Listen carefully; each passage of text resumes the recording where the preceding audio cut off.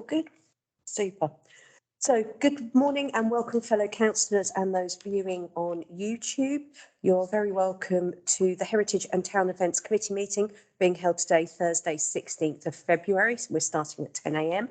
We'll kick off with the first item on the agenda, which is a declaration of any disclosable interest. I'm hoping it's not ominous that the agenda item number is 666. And if you receive any additional interest not already registered, please.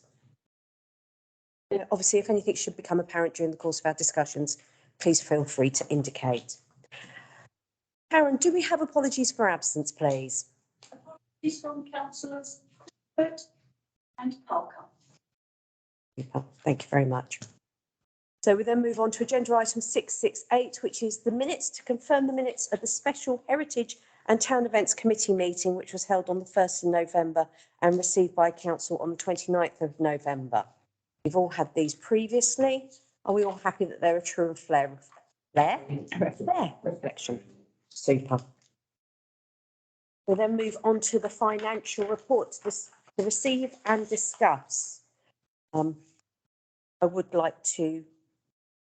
will have a conversation with the finance officer to change the narrative on the mayoral income, because it feels a little bit wrong saying very little income collected by the council on behalf of the mayor. As you will recall, at my civic reception, I made the bold statement, I don't want your money, I just want your time. And the focus was to get volunteers into the schools, supporting the Norfolk Reading Project. I'm delighted to say we're halfway there to the target of getting 2 volunteers in each school. So if anybody does have anybody that are interested, I know the Norfolk Reading Project are very keen to put on another training session and meet that target by the end of my mayoral year in May. So please do share the love. Otherwise, I'll open up the floor for discussions and questions, please. That was the only comment I was going to make on that one. Yeah, although it's finance, it's not finance because that's 2022, 2023. Could I just ask, have we applied for flagging up from Breckland? And if we have, is that in that budget or not? So we'll come on to that aspect. It's not in the budget, is the simple answer. We will come on to the Breckland offer under 672, the King Charles III coronation events, if that's okay. Right, yeah. That feels the right place to do it. Is that all right? Yeah.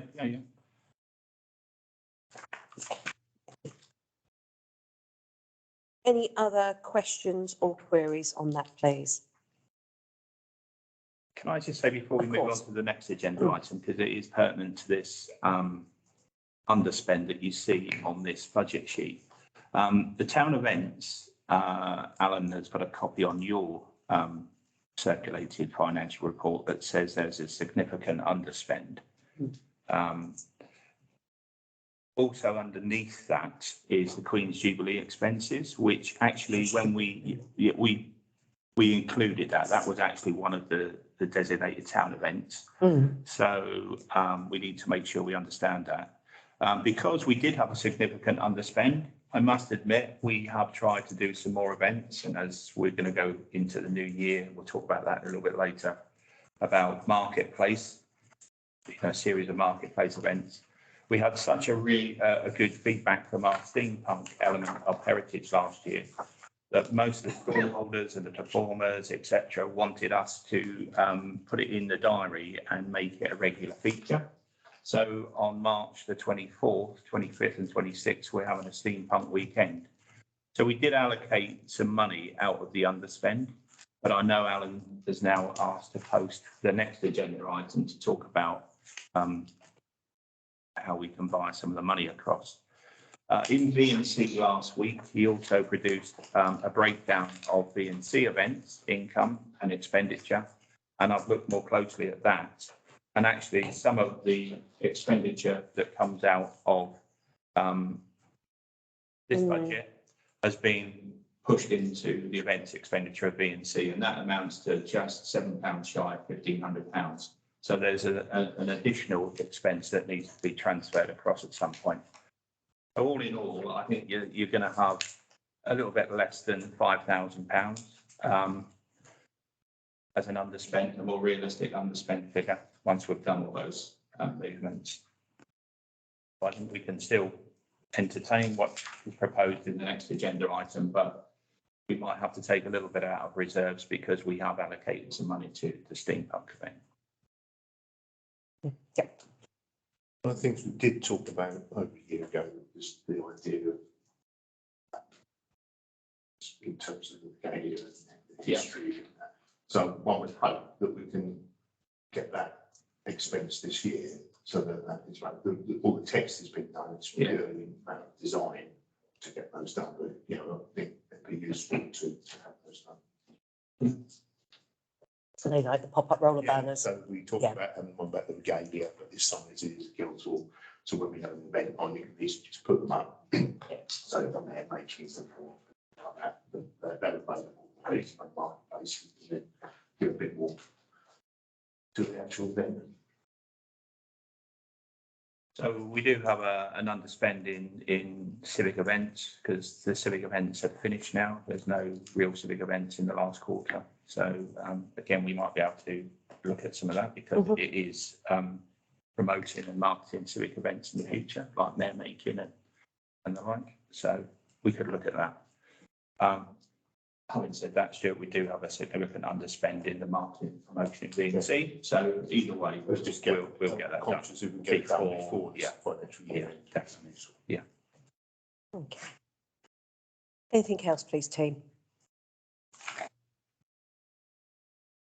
So we've got the significant pop-up banners that will be explored and worked out where they will come from. If you're all happy, I'll go on to the next agenda item, which is 670, the purchase of an extra leaf and chairs for council chamber. So as you will be aware, due to the boundary review, Thetford Town Council will increase by 2 councillor seats at May's election. This table ain't big enough for them. Which is wonderful that we will welcome 2 new councillors, 2 further councillors for the area in May. But obviously we need to be mindful that they actually need to have a seat at the table and have a table to sit at. So the reason for bringing this item forward is that I was sent an email asking, we need to get this, where are we getting the money from? And I went, well, is there still money within the refurbishment budget that this room had? The simple answer was effectively no. There might have been a couple of £100, but effectively no. So we needed to identify funds for that to happen. There are 2 trains of thought on this. We can either fund it via the projected underspend in the Heritage and Town Events budget. And obviously, as David has highlighted, should the underspend be lower than expected, to approve that any shortfall be funded from civic reserves. So as it's not something that we'd identified to spend from civic reserves within the budget setting process, it would need to go to full council. Or alternatively, we can make them sit at the back and in the cheap seats, which I don't think is very good for inclusion. I'll open the floor for discussion. Councillor Cannon. Yeah, I've just wondered why that was coming out of civics, because it's a town council thing. This is the council chamber, not the civic and heritage. No, I don't get that bit. So in the same way that we're responsible for regalia, robes, we are responsible for that civic function, and that falls within that civic function. So in order to discharge the council civic function, we are the part that's responsible for that. So when the civic policy is reviewed, we are responsible for that. So it falls within our remit.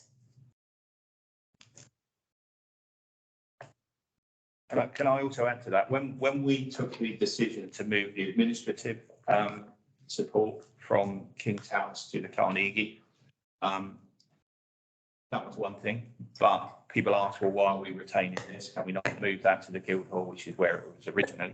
I think it was. And we said, no, we wanted to retain our civic home. And that was the terminology that we used at that point. We wanted to create a civic home. And then we looked at this place being more open outside meetings. So it was another it was another exhibition, if you like, another display area, which is one of the things that will fit into the master plan eventually to celebrate our civic history. Any more questions, queries or comments? I got. So is the plan then to fund it basically from this committee, but is anything extra to come from civic reserve? So the civic reserves are our responsibility. Right. But because it hasn't been budgeted for expenditure, it will need full council approval as per our financial regs. There is a notion that it should all come from the civic reserves, because the expenditure proposed will provide benefit for years to come. Because obviously, those councillors are going to be there for the next few years. And then we could also, an alternative proposal that Alan has made as finance officer is that we could request that an amount of £400 per year be set aside in the annual budget to reinstate the reserve should we decide to use that exclusively, and ensure that the benefit of the expenditure is borne by those that will benefit, i.e. precept payer generationally equity. Obviously there is that underspend, but that gives us flexibility to choose other things should we wish to. Yes, Councillor Hollis. I mean, I'm one for, I really don't like touching reserve. I really don't like touching reserve. It's going to become a day that we're going to need it. It's all a quandary really, because we've known this has gone back for the last few years, haven't we? That the boundary most likely would come this end. But, yeah, as long as it's put back in reserves, I've got slight problem with it. So the question is do you want the expenditure to be funded from the budget underspend and then to approve the use of the civic reserve, which is nominal code 3650, to fund any related expenditure that cannot be put from the underspend, or do you want to take it all exclusively from the reserves? That is, I'm getting a sense that everybody wants to take it from the underspend, and then if there's anything else. So I will propose then that the expenditure for a second leaf and 2 more chairs should be funded from the budget underspend, and that this committee recommends to full council to approve the use of the civic reserve, nominal code 3650, to relate any related expenditure that cannot be funded from the budget underspend. Do I have a seconder? Yeah, I'll say. Thank you, Jen. Do we want to discuss that proposal any further, or are you happy to move to the vote? No, we're done. To the vote. All those in favour? That's unanimous. Thank you. Can I just ask a question on that though?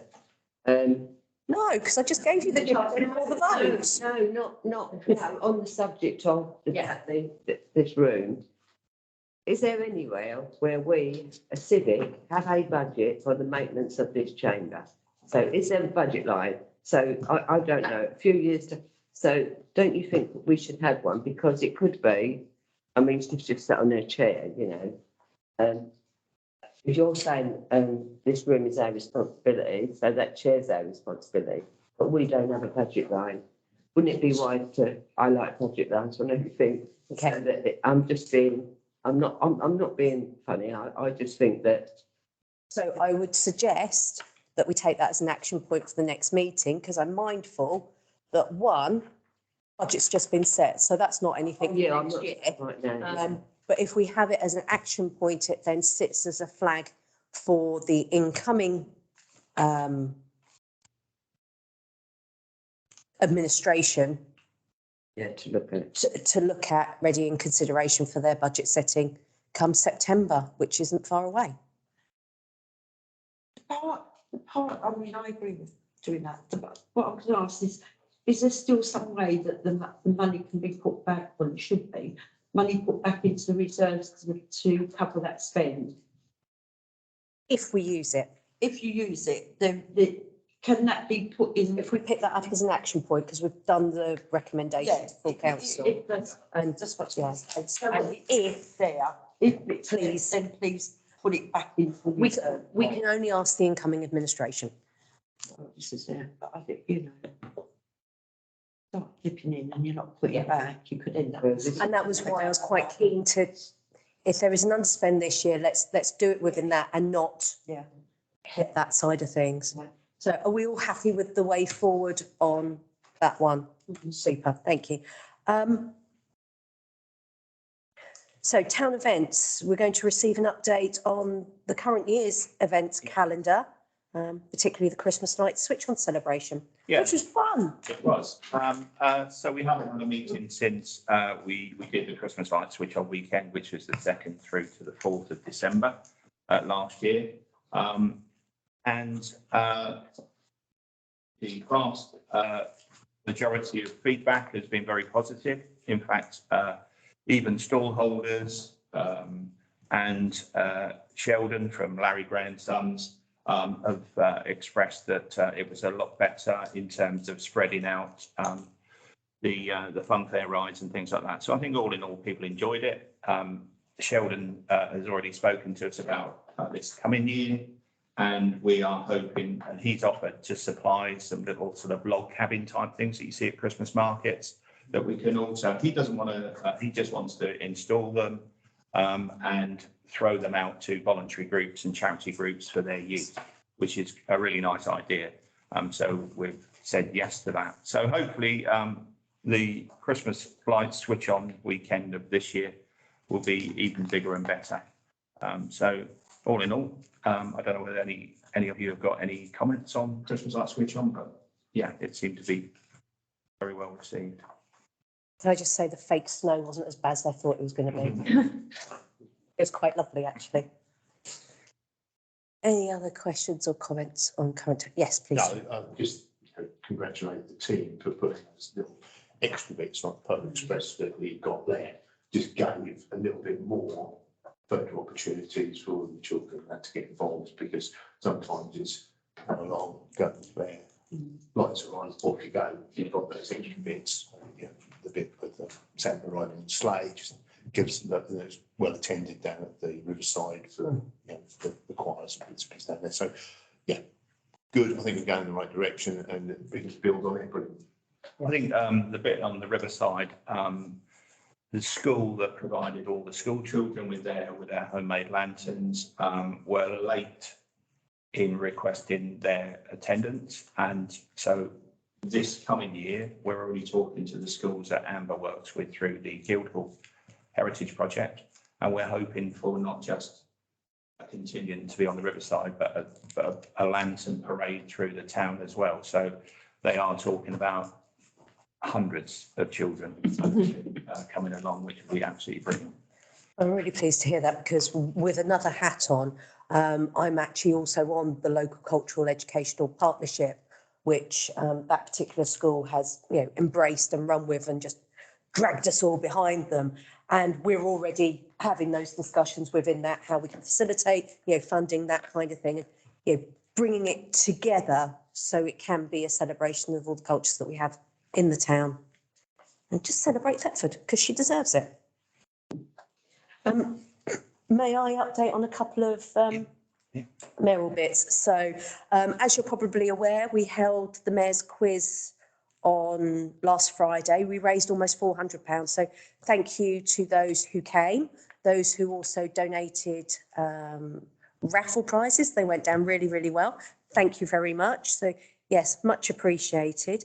And just to remind yourselves, and if you can share it with your networks, that the Mayor's Ball is on the 28th of April. Tickets are selling rapidly.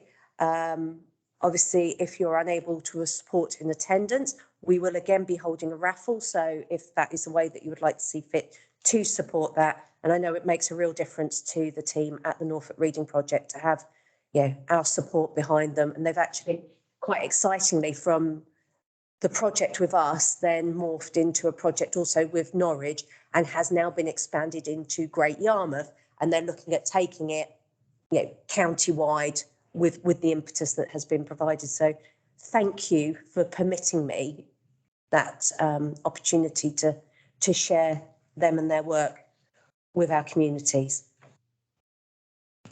Anything else? Only because that's thrown in this extra event, the steampunk weekend, which is the back end of March, so it's in the final members of this financial year.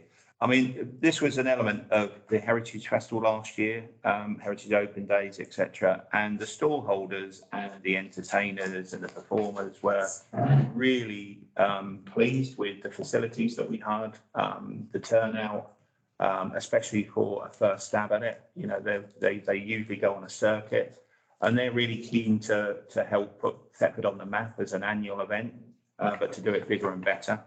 But they've suggested dates when it would be easier for us to try and draw that kind of specialist attendance. And it's March, because after that, you know, some of the big well-established events kick into the steampunk calendar, and we wouldn't get half the kind of people that we had in September. So Friday, the 24th of March through to Sunday, the 26th, it kicks off with the guy from Don't Go Down in the Cellar Theatre Company that did a performance in September. He's coming back to do something on Jack the Ripper. We've got more steampunk stalls with lots of merchandising, etc., coming along. We've got live music over the weekend from the Rocket Dogs and the Metropolis Band, and also a sort of a singer and comedian called Violet Hugh. We have a bigger and better tea dueling contest, so that will be, rather than just something that people just watched in the tea room, it will actually be a contest. And there's some steampunk talks to explain exactly what it's about, because lots of people are confused about all these weird people walking around and, you know, what's it all about. But also the guy who helped us organise September is also going to do a teapot racing contest. So if you can imagine Robot Wars that you might have seen on the telly, they're with steampunk teapots. So again, so hopefully it will be bigger than last time and growing year on year. So Katie is well into organising that. So I just wanted to update you and the date. Yep, can I try it? Christmas Santa, Yeah. how did that go? And could it have been any better, or do you think it worked better than the year before? So Christmas Santa worked well on the Sunday that we did it. I think there was a little bit of concern that we did a really good event on Friday and the Santa experience wasn't until Sunday. We did have a Christmas craft stalls and fair, which was in the Guildhall and on the Market Square, which sort of bridged the two. We're trying to see whether we can facilitate 2 days of Santa next year, because the volume of kids that want to attend see Santa is huge. We ran it a little bit over to try and get as many people through as possible. I think there was 300 children that went through, something like that, which is really good. But there's demand for more than that. So hopefully we'll put it on for the Saturday as well. I'd just like to add, I think it was really well done because it was done in groups rather than individual children. So my grandchildren turned out to be non-cooperative, and they could just sit there and watch the others, and you didn't have that pressure that your child has to interact with Santa. And using that room and the train, it was nice, and it was good for the adults as well, because we, yeah. What I was getting at is what David was saying. There was more than 300 children in this town. Yeah. And I know when we done it in the King's House Gardens, it was packed. It was just non-stop. You couldn't control the crowd. You had them sitting out in the cold, some in the shed, some going round. And it's, how do you do that? Well, one thing you'll hear me bang on about this year, or as long as I'm here, I will bang on about it, because this is something that we actually really suffer from, and that's a victim of our own success. And we just have a small team of people that are doing more and more and more. Hopefully, one of the things that might come out of the Heritage Master Planning is to develop a Heritage Ambassadors type scheme. We're looking at doing a Friends of scheme as well. So we just need people to help with just the odd one or two events, and this is one of them because that's a huge weekend for staff. And most of these kind of events are on bank holidays, so, so it's difficult, but we are building a team as we go along, but we are outgrowing even the amount of people that we can call on. We've looked to recruit some members of staff recently, which are full-time jobs, and the response has been really poor. So it's difficult, and it's not just us, it's across the piece. But hopefully we can come up with some of the people that really are interested in some of our events and heritage activities and want to come along and be part of the manicness of it all, dressing up and things. So that's great. So hopefully we'll be able to do it, but we have to be mindful of that. Anything else on that item, please? Super. Thank you for the update, David. Right, we'll move on to then agenda item 672, which is King Charles III's coronation events, to discuss and agree arrangements for the King's coronation events. Obviously, Councillor Canham's already raised the Breckland offer. So there were two aspects of the offer that we can take advantage of. One was the large screens that are available to the 5 market towns. And then the other part that you were alluding to was the King's Coronation Flagpole Grant, which is specifically for parish councils and can be used to pay for the associated costs to purchase and erect flagpoles, or the purchase of Union flag or special coronation flags.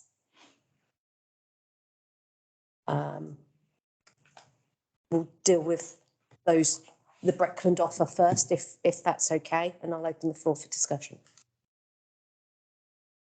So the Breckland offer is the TVs around the town. So the Breckland, there's two parts. There's two, yeah, sorry. So there's the large screen TVs.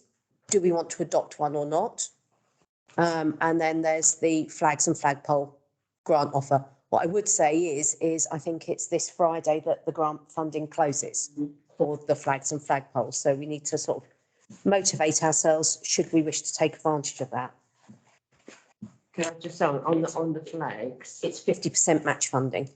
Okay, but on the flags, I think it's, I'm not being nasty, but I think it's a waste of money buying coronation flags, because when, put everything name on them. But a few years ago, you wanted to do the flagging up, but we can get them flags out at any time if we get the normal Union Jack, can't we?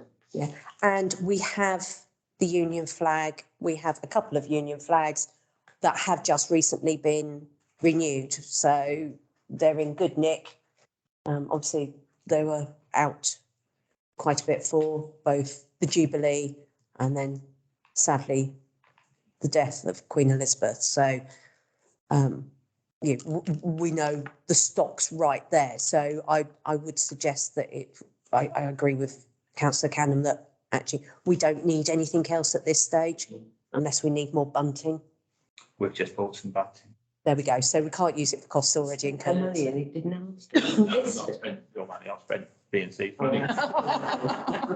And actually, that's fine and something that can be used repeatedly. Councillor Dowling. Can I just ask, what's the difference then with the coronation flag? What does that have on it that the Union flag doesn't? If my memory serves me correctly, it's been one that's just been designed specifically for the coronation, and if it's going along with the same logo, I haven't seen logos come out yet from the palace, but obviously a king's crown is a different shape to a queen's crown, so it's slightly more bulbous, isn't it?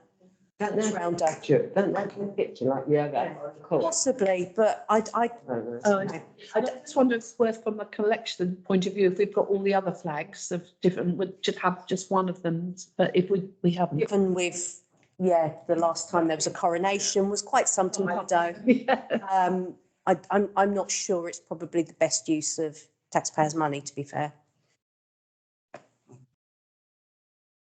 So on the screen side of things, obviously we have got the electricity going on to the marketplace, haven't we? And the additional lighting, which I'm really delighted to say I fought really hard for as a Brexton councillor through the Market Towns Initiative programme. And it's the right thing to do for the community space that we, as a town council, envisage that to be. And we have been offered, along with the other 4 market towns, a large screen. I believe it's similar to, akin to the one down by Riverside that was had for the films on Riverside, the screen weekend, which was glorious and really nice. Brought a lot of people together, and being mindful that, you know, potentially with the challenges that household budgets are being faced with, you know, is this an opportunity to bring people together, enable them to watch said coronation on the Saturday together?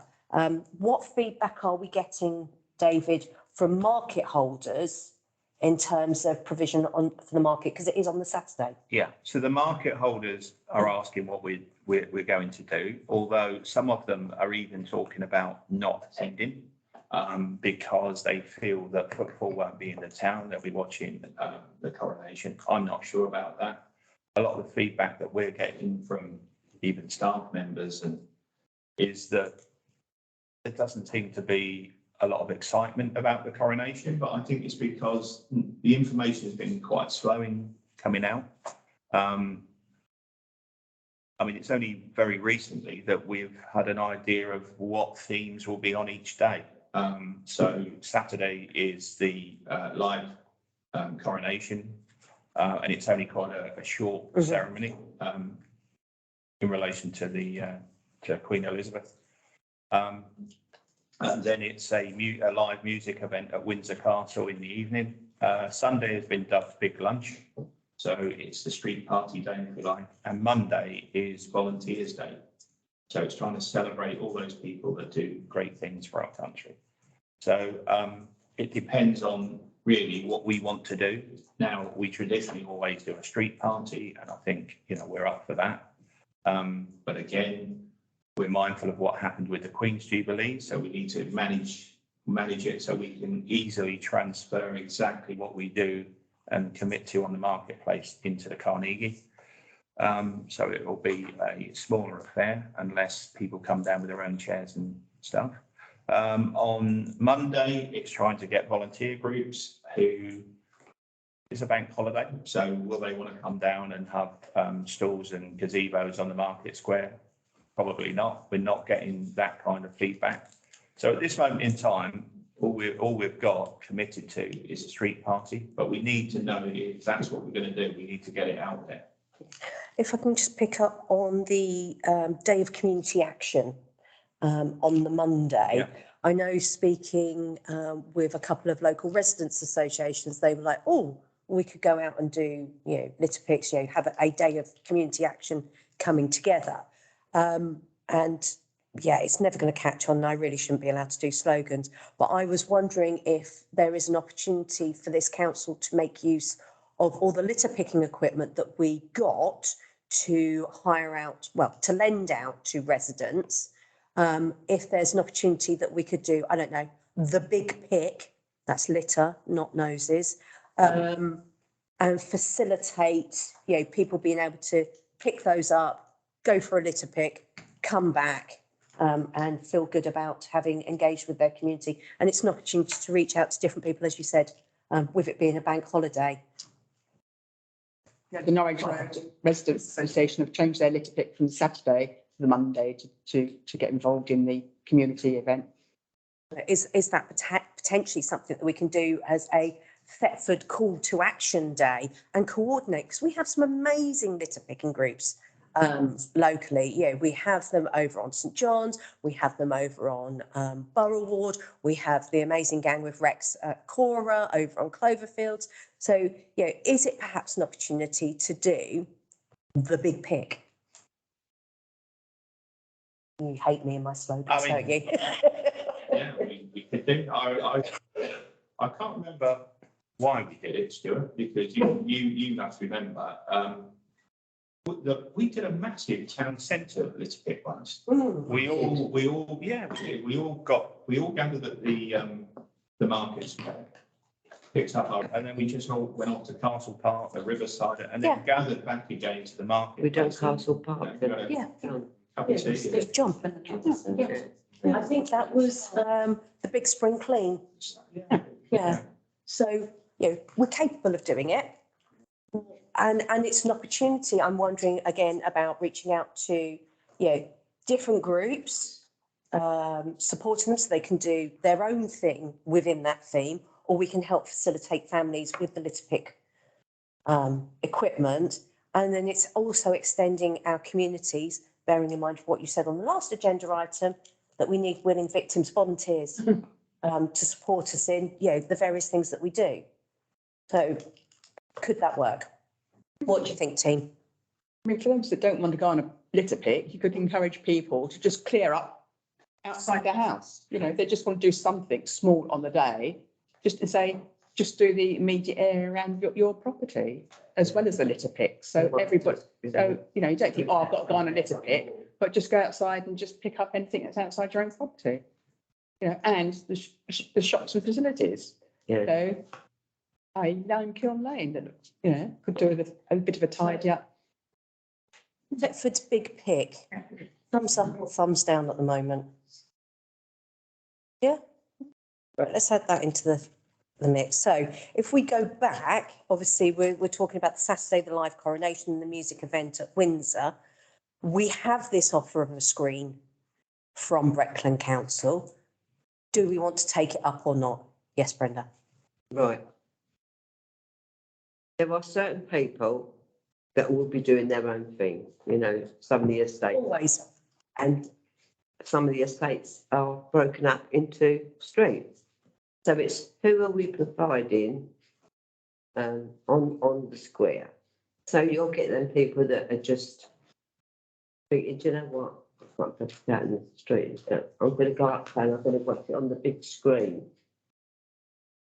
But why are we providing a party when all you really need to do is to say, there will be tables and chairs, bring your packed lunch, you can watch it on the big screen. Yeah, and that's It's basically up to you. and that's basically what you we will do. party. Oh, no, well, No, the big lunch is the street party on the Sunday, which is a different thing. We're talking specifically the Sunday now. Obviously, there is the music event at Windsor in the evening. Yeah.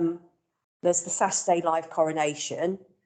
Do we want to host this big screen to enable those who might be lonely or just want to have some company to watch it with fellow like-minded people? Barbara? Being one of those people that don't have a TV, I might be one of those people that turn up on the markets. I presume it's going to be the market square for the big screen. I'm not sure, if it was just a carnation, I'm not sure you'd get that attendance in the morning. But I think maybe for the music event in the evening, I think it might attract quite a few people, especially if they could sort of, have a beer or something and watch it in parties. But then we're always dependent on the weather and I don't know how much staff time is involved with the big screen, how manoeuvrable it is, where do you store it? I don't know the logistics of how much time and effort a big screen is. So what have Breckland told us in terms of the screen? Because I assume it's going to be like that trailer mounted one that we had. and with that, you get the technician. So they take care of all of that. All we've got to do is put tables and chairs out, really, and we will have our planters that we can say, create a sort of a safe semicircle. The electrics will be done. It's got to be done before steampunk at the end of the month. So all of the trailers and things will be down the other end Will anyway. the tea rooms be open? Yeah, well, the tea It's rooms bank will be holiday, open isn't it? because this is a Saturday, so the tea room will. So it'll still be open. So there's that benefit for the rest of the economy because potentially, as long as we get the communications out there, the Royal British Legion can be open and benefit from that. The Green Dragon will be open, can benefit from that. And obviously our tenants at Wetherspoons will be open and benefit from that. And it'll be amazing because you can have pudding. It'll be open, yeah. So, Instead of good. there's, and then further down, Subway, Costa, Tall Orders, you know, that ripple effect from, you know, bringing people into the town centre. I said, I know I as a business will be closed that day, because I think that's the right thing to do to give people that day off. But ultimately, people will be around. Mm. And I think even if people have their own street parties or parties at home, there's still time in the day. I mean, I know the Queens, we went to several things. We can watch different things and then went for someone's party in the evening. So I think there are people that will fall in and out, as it were. There's a lot of churn, an awful lot of churn, wasn't there? So, okay. And then, and that's ultimately scalable, isn't it? Should Yeah. Hurricane Iris come in or something like that, it's deployable into the Yeah. Carnegie, because we have a large screen in there as well. And just adapt. Okay. And then in terms of the Sunday big lunch, are we proposing a similar format Yeah. to the street parties we did for the coronation? Yeah. Yeah. Okay. So, team, coronation screens, Saturday, music, including the music event at Windsor in the evening, Sunday big lunch, street party facilitation, and then Monday, Thetford's big pick, a day of community action. Is that what we're happy with? Yeah, can I just ask you, you know, the banners that you're putting up, are they going all around the town? So are they going down to where James bookshop? What banners? You know, bunting. Oh, banners. Yeah, so they're going to go all the way round. I mean, I don't know, Jane might know more than this than I do, but I mein, the hoarding on the riverside, is that likely to be down by May? Any time soon. Good. Because we've just ordered, well, we've ordered some more, but we've already just received a further 200 metres worth of bunting. And when you think from Subway down to where the soapbox challenge used to, that's just shy of 100 metres. We've got double that. And all the bunting, I mean, some of the bunting was, we left it up all summer, which we wanted to, you know, it does get sun damaged and things. So, but we've still got some. So we've got plenty of bunting, like I said, we've got a couple on order. So yeah, it'll be all over the place. It'll be, and actually, you know, again, it's a reasonable cost. If we have to keep, you know, buying another 200 metres every year, we will do, because the weekend after this coronation is our World War themed weekend, which is part of the Guildhall Heritage Hub. It's our last event that we committed to with the NHLF. So it might just be left up all summer, which would be good. So, from a business owner's point of view, it did get a little bit tatty towards the end, but it did feel really nice watching that bunting flapping in the wind all summer. It was really enjoyable. So It might be too late, but could we have not have gone round? I know we haven't got many shops in the town, but every small donation mounts up to money, and that could have helped towards the cost of the bunting. I'm not saying we're hard up. What I'm saying is when people are asked to do things, so we say to them, can you decorate your windows? Can you do this? Would you like to put £10 towards some bunting, which we will put up for you? I just think it's, if you don't ask, you don't get, and then people don't get involved. And it's one way to get it. Like if I said to you, Jane, this weekend, could you stick a tenner in the pot, because this is what we want to do down that end of the town. Do you think, is that good for my business? Yes, I think it is. you know, an honest answer. The cynical part of me will go, seriously, I pay my business rates. What more do you want from me?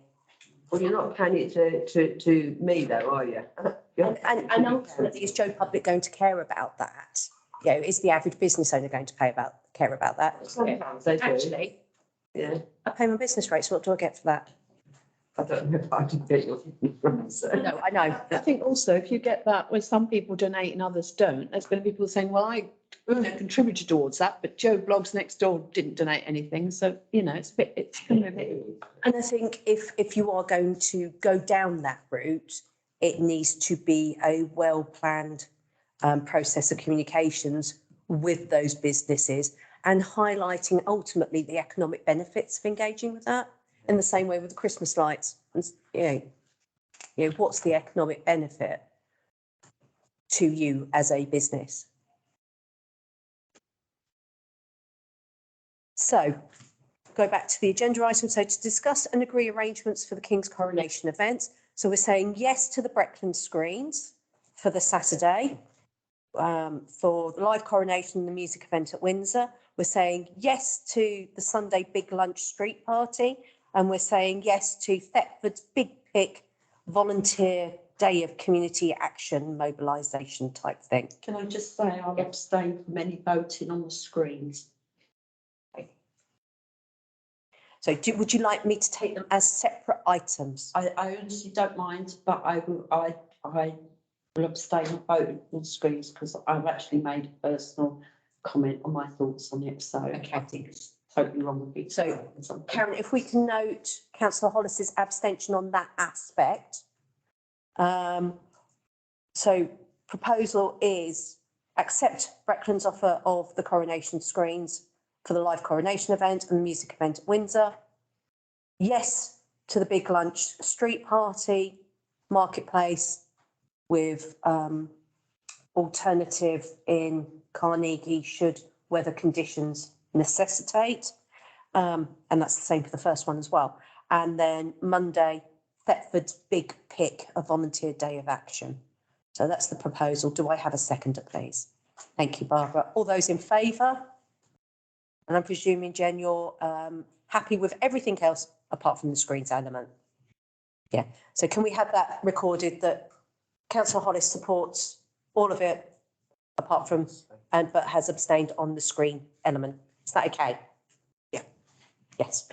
So on the big bit, I think it's a job to sell. We've got the various residents groups which will just row in and do their bit. I like the idea of getting to do your bit outside group because people may not want to get involved in a big group, but if they can get engaged to do their little bands, but also businesses as well to say, because there's often, comments made to me that years ago a business used to sweep outside theirs and keep that a bit tidy. There's blooming leaves at the moment. And so, a lot of the shops managed from afar or just to get that buy-in to taking a pride in their site, to engage them, encourage them to try and put on a display in their window for that for weekend. We'll pick that up under 675 community engagement. Super. So everybody happy with that? And that gives you a list there forward? Yeah. Excellent. So we then move on to 673, which is the town events for 2023-24. Over to you, David. So the town events for 2023, we agreed that we would have three main town events, which would be the heritage events, Christmas light switch on. There was one at the beginning. I think it was the Whitsun weekend, and then we would allocate a sum of money from our town events budget to do a series of events in and around the market square to make sure that we start utilising that space as was intended as part of the vision. We have had conversations with an events company who approached us in actual fact, so they must have read some of our events that we delivered and word has got around, that they wanted to come along and add value to our events with a continental market. So they're going to come along to two of those events and see what the uptake is and whether it's viable. I really wanted them to commit to Christmas light switch on because, again, that was one of the feedback from that event last year, to say that we'd like to see a continental market down the high street. So basically our events program is the correlation events. So it will be exactly what we've just agreed. There will be a World War II themed event the weekend of the 12th and 14th, which is not on there because it was already allocated through the NHLF funding, but that will happen the following weekend. And then on the back end of Whitsun, the back end of May, 26th to the 28th, we will have a Whitsun weekend, which will also include the continental market. So there's various different outdoor activities, street theatre, etc., and the continental market along the high street. Again, a part of the Guildhall events, we'll have an Assizes Fair on the 16th and 18th of June. Again, that's not on that slide because it will be a smaller affair to follow on from last year, as it will be on a market day.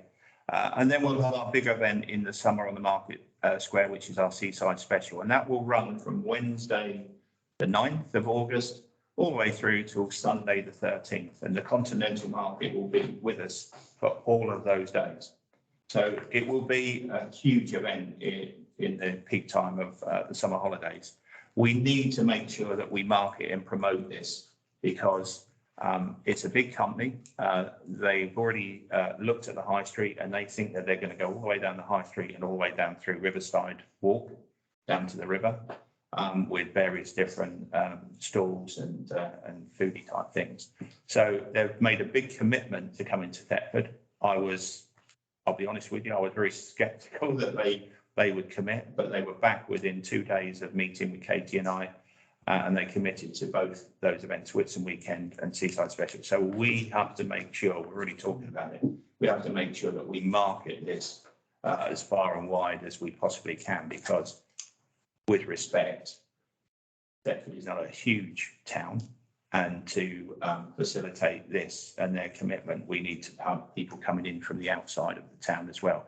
So hopefully it will be great to get footfall in for the businesses, the town centre businesses. And we're really excited by those 2 events. We are also talking to another local partner that will come along on the Wednesday, Thursday and Friday of the Seaside Special and put loads of different kiddies and family activities that kids can just come along free of charge and just, have a go at. We'll, as all these town beaches, all these town events is a beach. So we'll create a massive sandpit. We've already got the deck chairs that Brecklin used on the screening event. And Larry has confirmed this week that he'll be bringing 2 small children's rides that will be parked on the market square for those 5 days. So we're really excited about the Seaside Special. And then in the evening, we'll have our end of pier shows, what we've called it, with various different entertainment and music, etc., etc.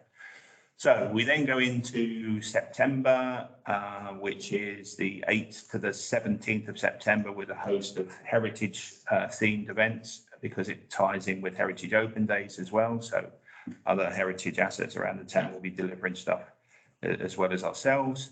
And then on the 28th and 29th of October, leading up to Halloween, that weekend we'll deliver the Shadows of Thetford. Again, we've learned lots of things from last year's, and we've got some exciting plans to change the Guildhall into some kind of spooky home. And then Christmas light celebrations will be Friday the 1st through to Sunday the 3rd of December. And again, we have taken on Councillor Cannon's comments about Santa, and we will be delivering him both on the Saturday and the Sunday. Interspersed with all of those, if we didn't have enough to do, we will have one-off type foodie and music type events similar to the night markets, but not so much with the craft stores. It will literally be food and music. And also this partner that we're looking to tie up with will come on ad hoc days through school holiday periods to do these free family events on the market square. So we're confident that people will see a vast difference to last year when we were planning some of the improvements on the market square, and they'll see a lot more activity this year from the end of March through to December. Again, we've had some of the partners that we've been talking to. The health bus is coming back in a couple of weeks' time. So there's lots of those kind of things on the market square as well. Our planters will be out by the steampunk weekend. So again, Wetherspoons, I think, have jigged their area, and it looks really smart, to be honest. And the nice thing about it is they've gone with something that's very similar to our staining of our bigger planters, and our flower planters that we'll put into our tea room area are pretty much the same. So all good. I'll open the floor. Councillor Canham. Yeah, you know the seaside special? Yeah. Are you gonna use the old market and the new marketplace?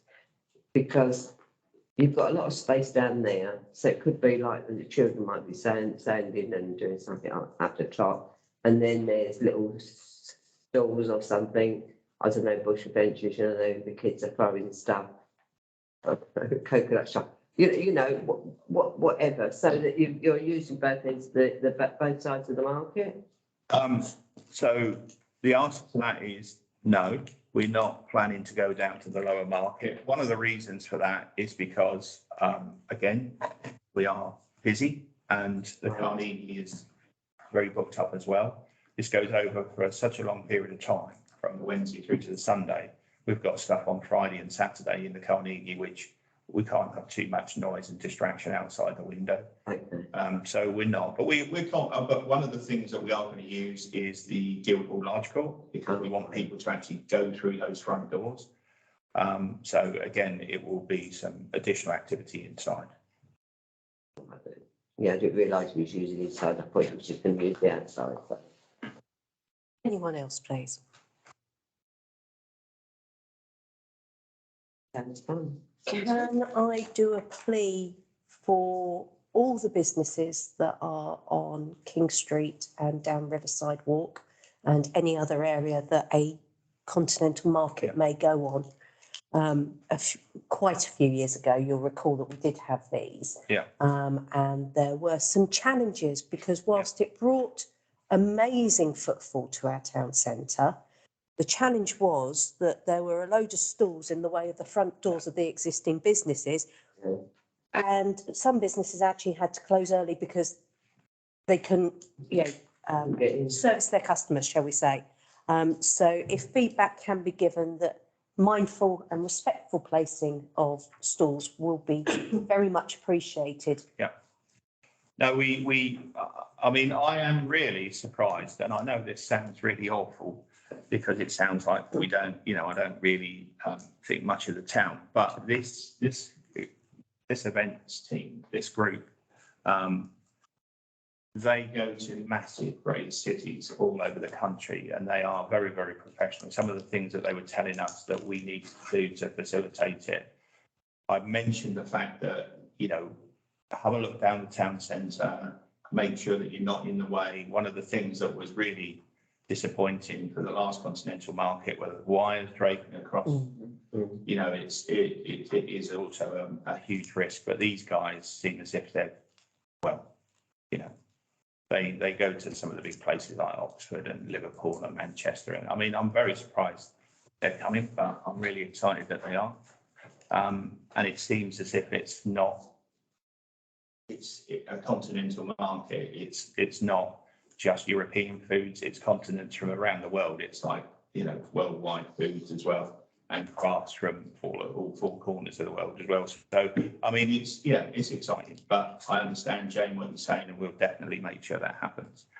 Sadly, we do have areas of the town centre that we can position some of the stalls in front because they're empty shops. So in some way, we can still make it look vibrant, but not simply with the businesses, but we will do. Thank you. Any other questions on that update, please? Well done, team. Yeah. Absolutely. So, update duly noted. Thank you very much.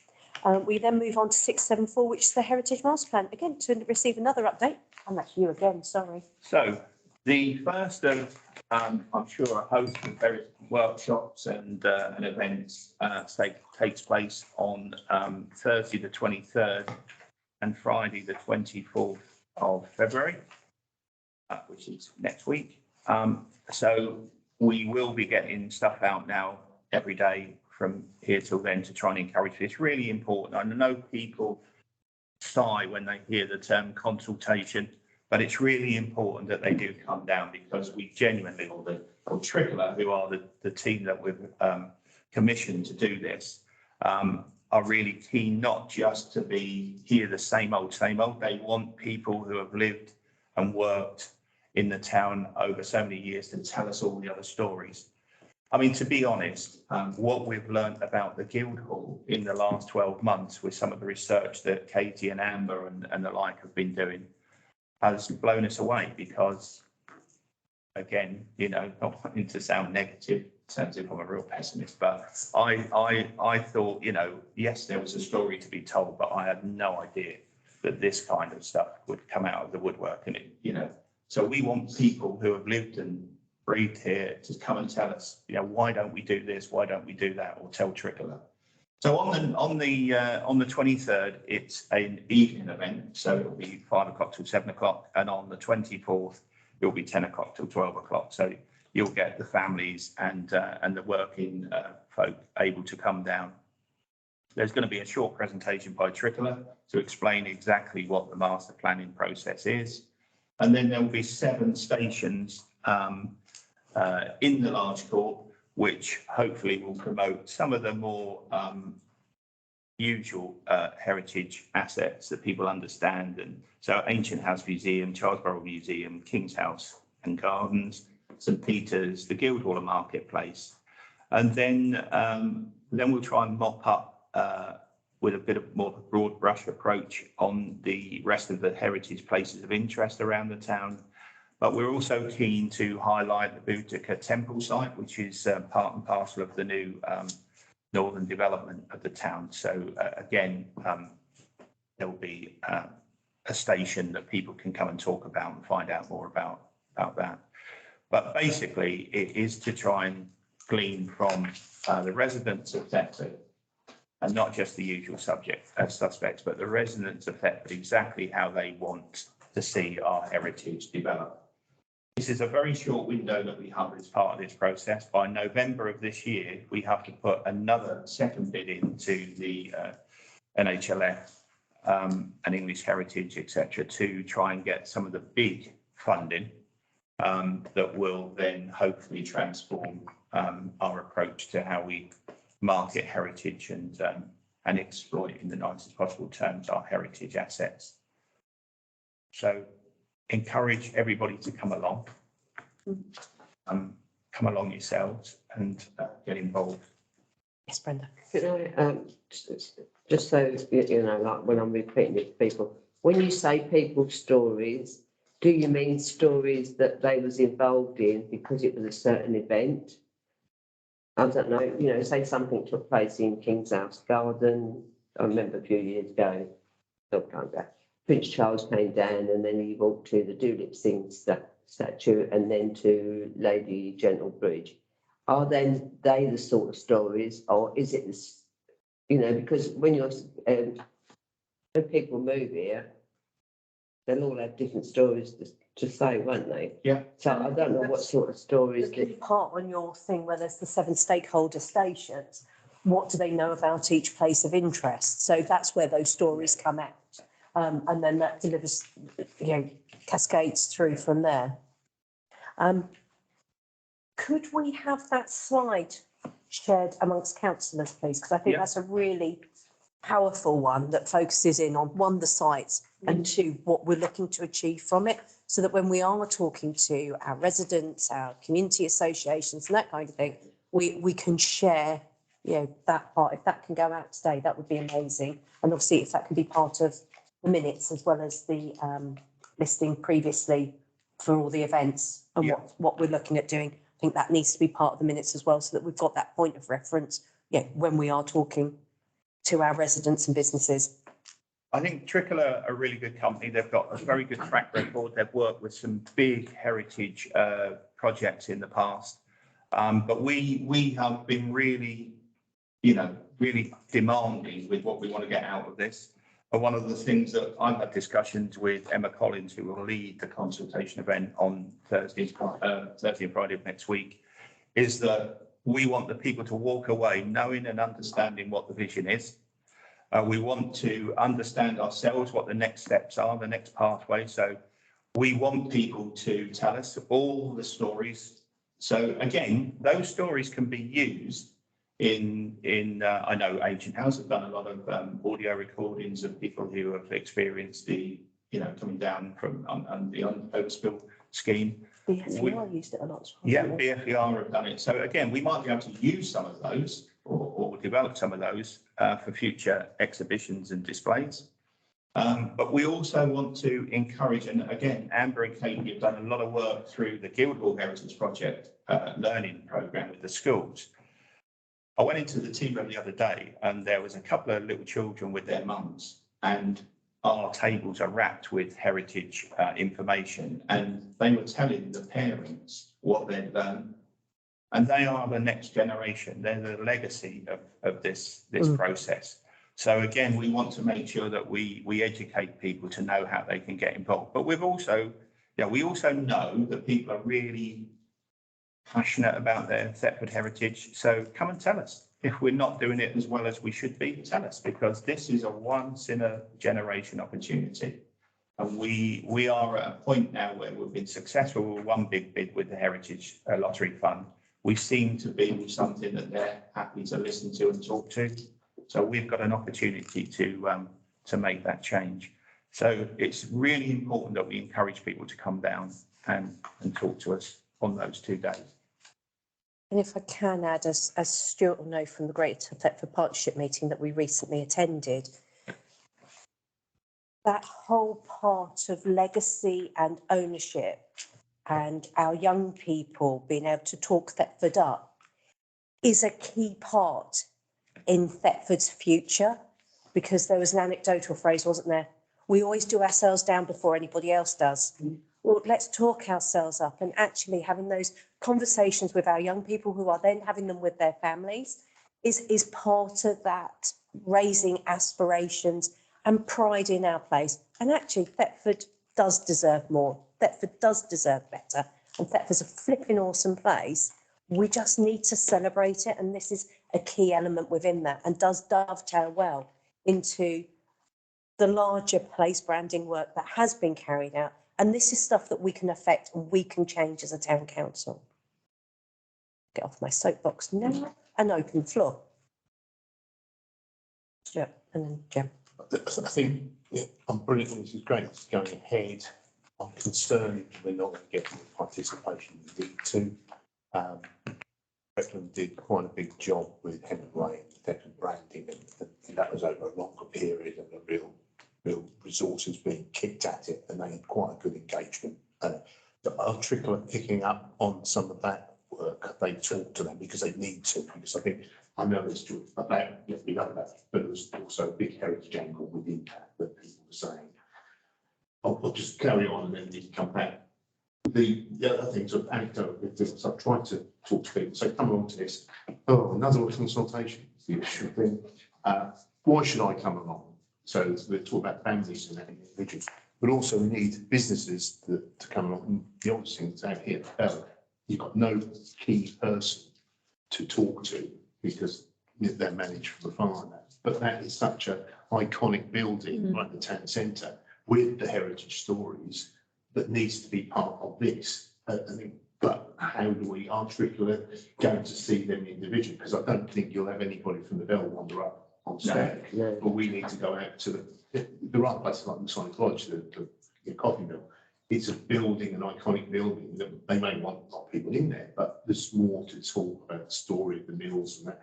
So there are bits and pieces around the town that you aren't going to get people walking into, but we do need to go out and make sure we engage with. I'll pick up on that. Having marked the tenders for this particular piece of work, I am confident that Tricolor have identified, the Brecklin work that's happened, previously, work that we've done previously, other bodies have also done, and they are not looking to reinvent the wheel. If it's still relevant and current, they will pull that in. And the timelines for the consultations, the engagements, was really explicit in terms of that project planning, because Flash to Bang is a really short period that we've got. It was a 12-month project, and it is intense, hit the ground running. And they did demonstrate within their project plan, within the tender documents, that they are ready for this. They're good for this, and they've done it before to success. And a huge part of this, again, thinking what's next is those business plans, so that we have, as as David rightly said, achievable outcomes that can be utilised to put in further bids for more money. Let's face it, we need to give St Peter's some love, because if not, she's going to crumble. Brenda. Going back to what Stuart said, it's the word consultation. And I don't know whether, when you send it out to the public, obviously you've already put it out there once, but is there some way, instead of using the word consultation? So, Do you get what I mean? Because I think Stuart's right, oh yeah, here we go again. We've had flagship over there and so over there, and now we've got, then we had the ON in way, and now we've got this. And people just get fed up with it. And it is the word consultation. Is there a way that when we put it out there, put that heading, this is what we want you to also be telling us what you think about, come along and tell us the history. And that's exactly what David said, that we've put the initial out there. Yeah. Now we need to put out a more detailed comms piece about those expectations. So Jen, I missed you off That's earlier. pretty much what Stuart was saying, but I find it sad sometimes. I sit there and read something and negativity comes through. Where's the results of this consult? I mean, it's going on about the marketplace. Where's the results?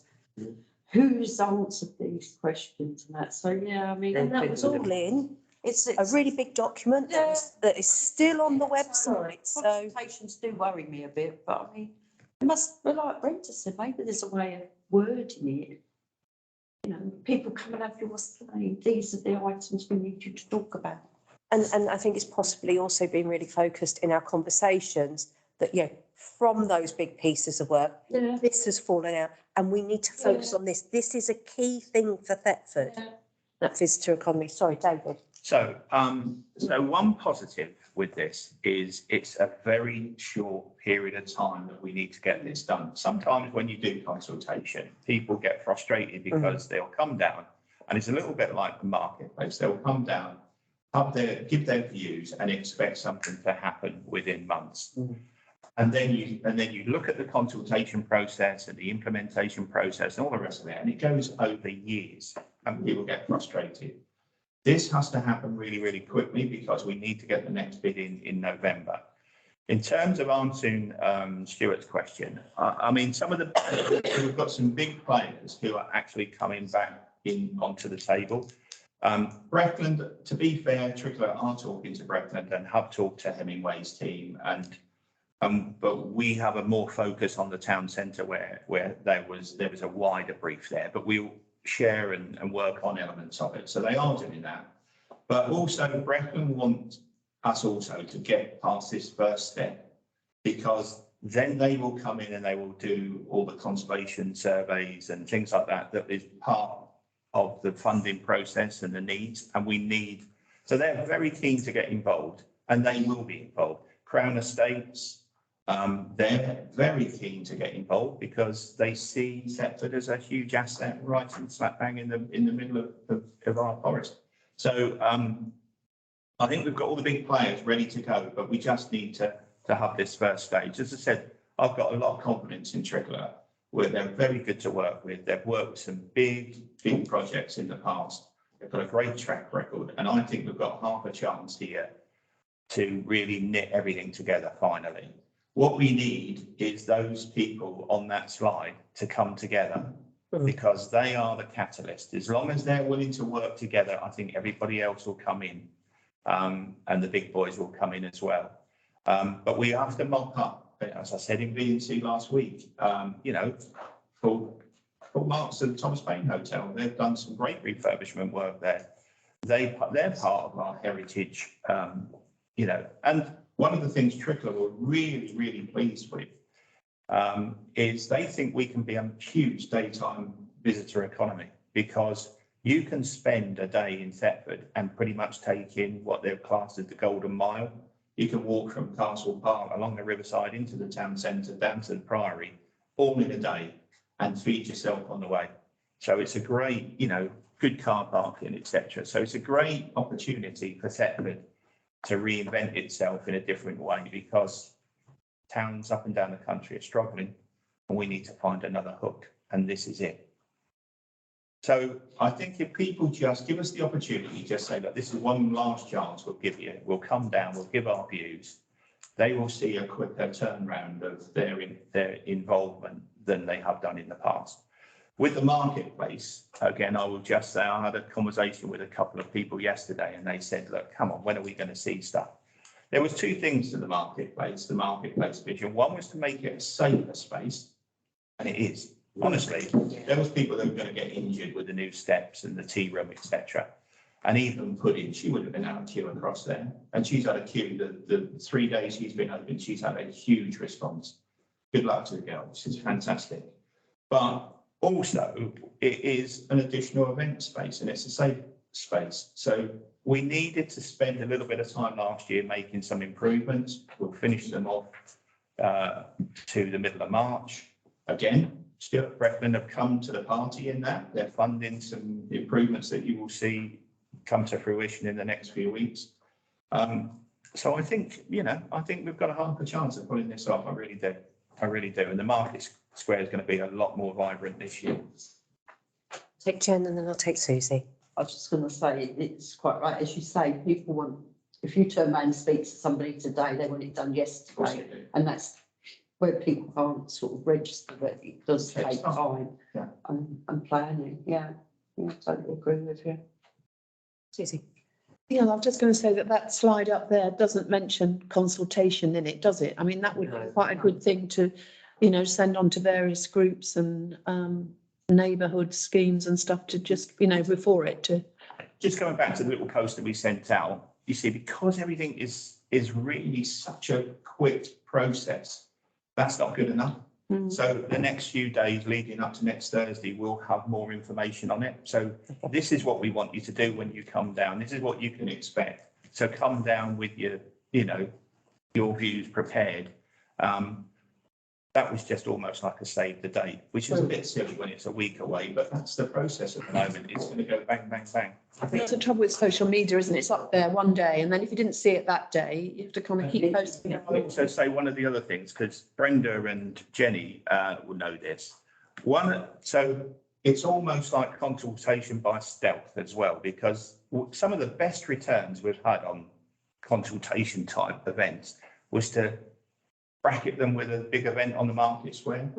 And that's what we'll do with lots of these events. All through the summer, there will be an opportunity, if we've got one of the shambles units that are still,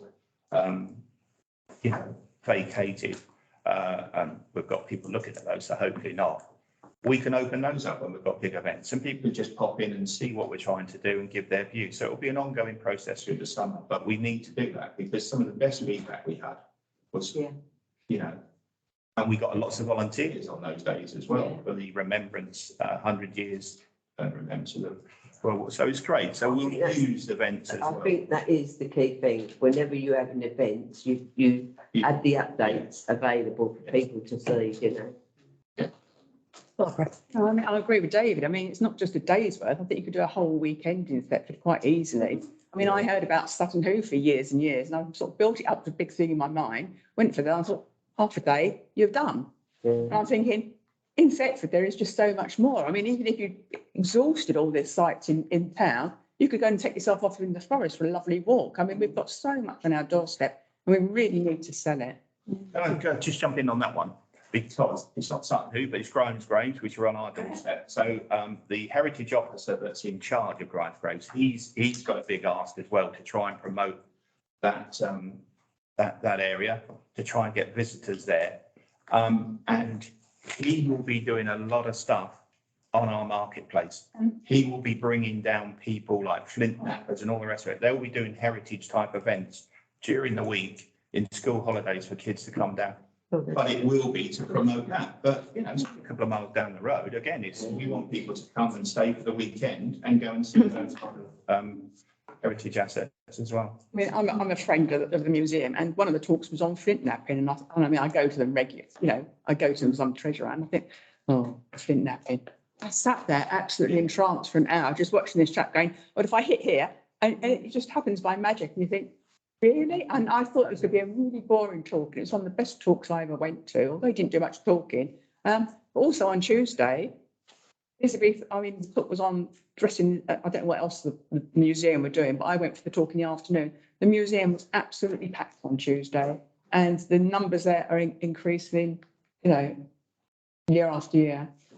And I think demonstrated through that Elizabethan piece, there's a project called Winter Wonderland, which is various windows both in Norwich, Wymondham, Attleborough and Thetford are, you know, decorated. They've been their installations done by artists and are decorated with heritage pieces. There is one available in a local bookshop. But it's that joining up, and I think you're absolutely right, Stuart. It's that kind of engagement and making it relevant to everybody that is key. So not necessarily the obvious hook, but something alternate. And there's a whole trail with that, and there's QR codes that you scan, and you effectively dot up where you've been as well. So something that's ultimately heritage based is also encouraging footfall onto the high street. So there's so many opportunities to cross-fertilise on that. Can I just come back on your earlier point about that slide? I think it is very good, and I think that is what we need to use for the next publicity, because people are asking, well, why do I want to come down? What do you want of me? And that gives you the answer to before they come down. You want answers to these questions. This is what we want you for. Come down and tell us your thoughts on those things, rather than just moaning, "Oh, it's too much litter," or really, that's, I think, such a good thing. What Stuart's saying is, can we have it in time for our residents' meeting this evening? Well, please? that's Thank well, you. but on your Facebook posts and all that forms the majority Yeah, of that, and the little image is a Brecon District Council, Yes. which we've got permission to use, because again, they're one of the stakeholders. But again, it's quite a nice image, really. Yeah. But it's something on, we need to, like kitchen thing, what can you do for us? And that's what we want it for. Okay. Any other questions on Heritage Master Plan? Because I feel that we're kind of sliding into the next agenda item. Which is community engagement.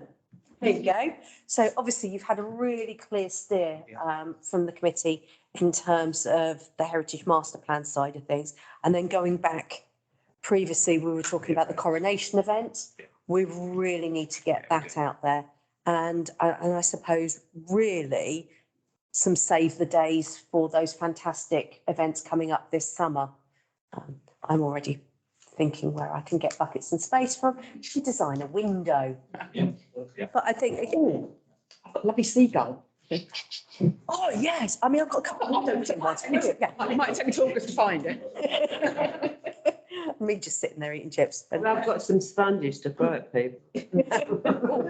But in all seriousness, if we can get that information out sooner, then our wider community is aware. If, I don't know, there's some sort of flyer that we can do for local businesses, especially in terms of that big pick. I think that would be a really powerful message, and we need to engage with our community if we want them to engage with us on consultations that aren't consultations. Anything else, please, team? Just back on that, not on the big thing itself, but also to engage with the coronation, but decorate your window for the end is something to lead up to it. Shops, you mean? Yeah, not just the one shop we know, which we gave, but some of the others need to. But the list of events that you've got on the marketplace, we need that list. And I suspect that'll come through the newsletter, but if that could be done as a separate flyer or PDF that people can pull off. Yeah, I mean, to keep the dates, because there's such a good stuff there, and we came to some of the arguments, what's happening. So as chair of VNC, that, so next week Hazel, who's the engagement officer, she's going to go out and deliver those little perspex leaflet displays. But we anticipated just a leaflet like that, but we've got so much going on, it's going to be a DL form. So they will sit in leaflet dispensers like that. So people will be able to pick it up and actually, if they're going to go to hairdressers and beauticians and all that kind of stuff. So you could technically sit there for hours on end, as you women do when you're doing your hair, in all the different events and things that we have lined up. So, yeah, but we need to get it further than that. So we're trying to explore other avenues in other towns and other social media forums that we can get the word out there. I mean, being selfish, I would really love to see perhaps a poster that's got a QR code on it that will link through. Yeah. I find QR codes really powerful. Yeah. They really helped me during the pandemic trading period. So something like that where, because you can't get everything onto a poster, No, but you can do it. And that way, even if things change, the QR code stays the same. You update the information on the website, the link to it. And yeah, that has a longevity there, thinking, if we're printing stuff, green agenda. Yeah. Anything else? Susie? yeah, I'm just wondering if we're making enough use of various forms of communication. For example, I went to Suffolk Symphonium Orchestra a few years ago now when my son was actually playing in it. And now every time they come anywhere near this area, I get emails saying there is a concert in Ipswich, there's a concert in Bury, reminding me, which I would never, because I would never see the Symphony. Yeah, definitely. We can look to do that. People to sign up maybe when they come to an exhibition, so would you interested in hearing further information? The other thing is, again, looking at that sort of next generation, that family audience, because of all the schools that we work with, and a lot of these events are free. So again, schools will start distributing little posters and little save the date flyers and things like that for us. I mean, we're working really well with schools now. Some of the schools are actually putting some of our table wraps into their dining rooms, the history, heritage ones. So the relationship between us and schools are really good. So hopefully we can go through those as well. Anything else you guys would like to see on the community engagement front? No, pushing the heritage thing. Yeah, Really pushing. heritage events. Yeah, and like you say, David, I think we need to make something of the fact that a lot of these events are free at the point of use. Yeah. It's a commitment that this council has made to, yes, it's visitors, but ultimately it's residents, because the majority of our attendees do reside within the town. So I think that's really important that, we highlight that free aspect for them. Okay, anything else on community engagement? In that case, we'll move on to the final agenda item, which is the committee officers update, please, to receive any update from yourself, David, since the issue of the agenda. So Could I ask you to mention that? yeah, Great minds. Crikey. So let's just see if I can find the email. So there was some correspondence from Ipswich Borough Council, I think, about. No, it's the St Cuthbert's service. Oh, okay.